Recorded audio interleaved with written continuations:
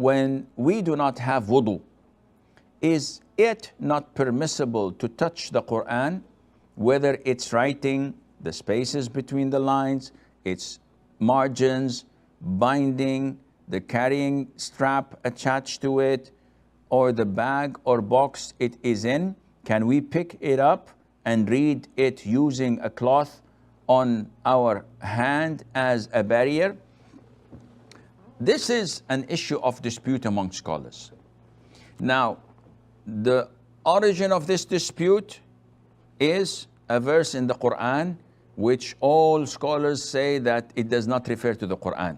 Yet you find it in so many copies, لا يمسه إلا المطهرون, that it is not to be touched except by those who were purified. And this is in Surah Al-Waqi'ah. And this ayah is referring to the preserved tablet. And the mutahharun, the purified, are the angels. So it has no reference to the Quran. But there is a hadith where the Prophet ﷺ wrote a letter to the people of Yemen, and he stated in it that لا يمس القرآن إلا طاهر, that the Quran must not be touched except by someone who's pure. Now, the vast majority of scholars said that you have to be in the state of wudu. And this is why we always advise people to be in the state of wudu if you want to touch the Quran. However, some scholars argued this and said that to be pure, as mentioned in the hadith, has 3 levels. So a mushrik is impure. Allah Azza wa Jal says in the Quran, إِنَّمَا الْمُشْرِكُونَ نَجَسٌ, verily that idol worshippers, polytheists, are impure.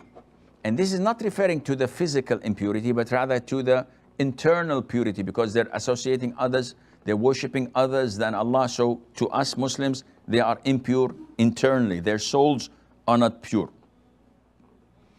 Others say a person who has a major ritual impurity, whether through ejaculation, intercourse, or menses, or postnatal bleeding, this person is considered to be impure.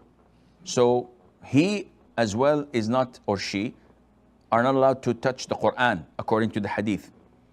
And finally, a person who has nullified his wudu by answering the call of nature, by sleeping, by eating camel's meat. So which one do we say that the Prophet meant, alayhi salatu wasalam? It's an issue of dispute, and it's a long topic where each party has their own evidences. Hence, it is safer for you to be on the safe side, not to touch the Quran. If you touch it wearing gloves, then inshallah there's nothing wrong in that. Bettermore, nowadays we have our PDAs, we have our mobile phones, we have our tablets, our computers, the books of tafsir. All of these do not require that you be in the state of wudu.